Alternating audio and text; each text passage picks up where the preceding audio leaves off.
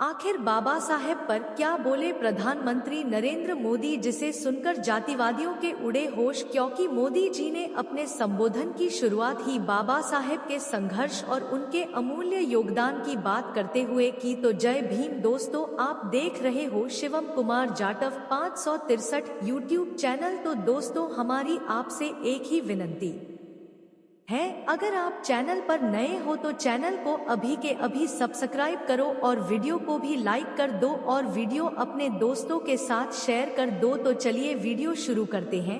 दोस्तों, हाल ही में बिहार दौरे में सभा को संबोधित करते हुए प्रधानमंत्री मोदी ने अपने भाषण में कहा, अगर आज भारत दुनिया का सबसे बड़ा और सबसे मजबूत लोकतंत्र है तो इसका सबसे बड़ा श्रेय किसी और को नहीं बल्कि डॉक्टर बाबा साहेब आम्बेडकर को जाता है।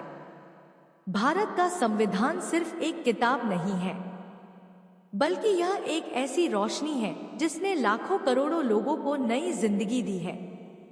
मोदी ने आगे कहा कि बाबा साहेब ने केवल कानून नहीं लिखा बल्कि भारत की नई आत्मा का निर्माण किया। आज जो हमें बोलने, सोचने, जीने और आगे बढ़ने की स्वतंत्रता मिली है वह उनके दूरदर्शी विचारों का परिणाम है। उन्होंने कहा कि बाबा साहेब ने बराबरी और न्याय की जो मशाल जलाई थी वह आज देश को आगे बढ़ाने में सबसे बड़ी ताकत है।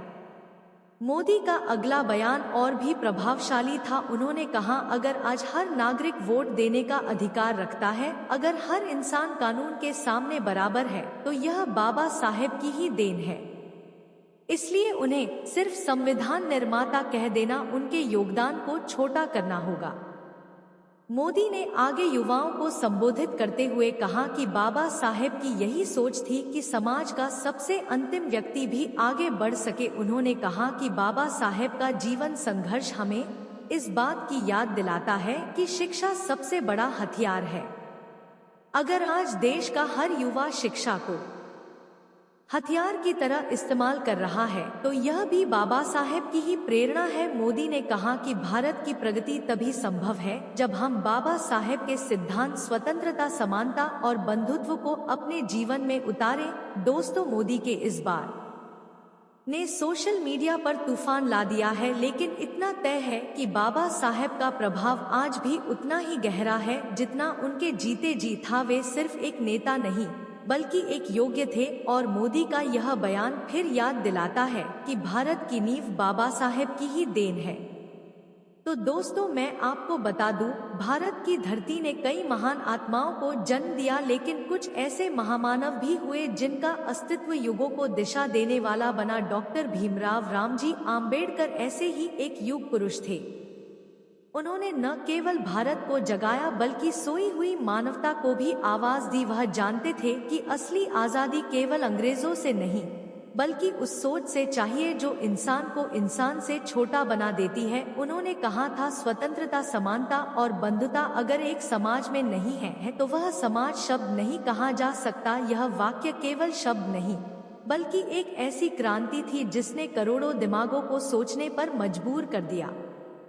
बाबा साहेब अम्बेडकर जी का जीवन संघर्षों की एक खुली किताब है। एक ऐसा बच्चा जो स्कूल में दूसरों के साथ बैठने तक का अधिकार नहीं रखता था, एक दिन पूरे देश का संविधान निर्माता बन गया। यह कोई चमत्कार नहीं था, यह मेहनत, दृढ़ संकल्प और आत्मसम्मान की मिसाल थी। उन्होंने साबित कर दिया कि इंसान की ऊंचाई उसकी जाति नहीं बल्कि उसकी शिक्षा और विचारों से तय होती है। उन्होंने बाबा साहेब के विचारों की रोशनी है।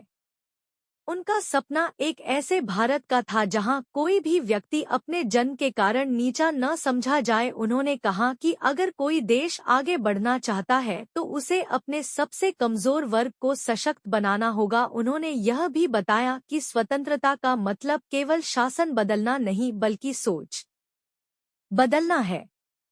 अगर हमारी मानसिकता अभी भी पुरानी जंजीरों में जकड़ी है तो हम आजाद होकर भी गुलाम हैं।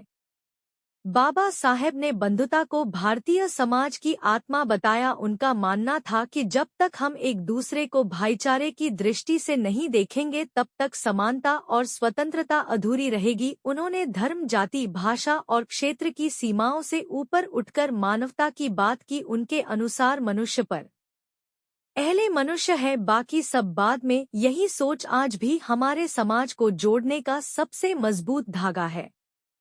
दोस्तों, बाबा साहेब का योगदान इतना गहरा है कि उसे शब्दों में मापा नहीं जा सकता। उन्होंने हमें शिक्षा का महत्व सिखाया, आत्मसम्मान का मूल्य बताया और यह एहसास कराया कि अधिकार कभी भीख में नहीं मिलते, उन्हें संघर्ष से पाया जाता है। उन्होंने यह भी सिखाया कि कोई भी समाज तब तक सब भी नहीं बन सकता जब तक वह अपने सबसे दबे कुचले लोगों को ऊपर उठाने की कोशिश ना करे। बाबा साहेब के उपकार इतने महान हैं कि हम इस जन्म में भी उन्हें छुपा नहीं सकते। उन्होंने हमें केवल अधिकार नहीं दिए बल्कि सोचने की आज़ादी दी। उन्होंने हमें यह विश्वास दिलाया कि इंसान अपने भाग्य का निर्माता खुद होता है। उन्होंने उस भारत की नींव रखी जहां हर व्यक्ति को समान अवसर मिले, जहां कोई ऊंच नीच ना हो, जहां हर बच्चा यह महसूस करे कि यह देश उसका भी उतना ही है जितना किसी और का। आज अगर भारत प्रगति कर रहा है तो उसमें बाबा साहेब की सोच की सबसे बड़ी भूमिका है। अगर हमारे पास बोलने, सोचने और सवाल पूछने की स्वतंत्रता है तो यह उनके लिखे संविधान की देन है। उन्होंने हमें लोकतंत्र का असली अर्थ सिखाया कि जनता ही देश की असली मालिक है।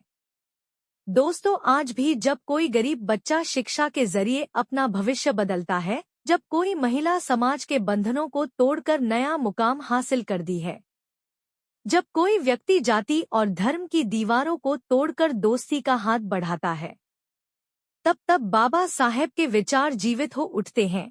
उनका जीवन हमें यह सिखाता है कि अगर इंसान में इच्छा शक्ति हो तो वह किसी भी अन्याय को समाप्त कर सकता है।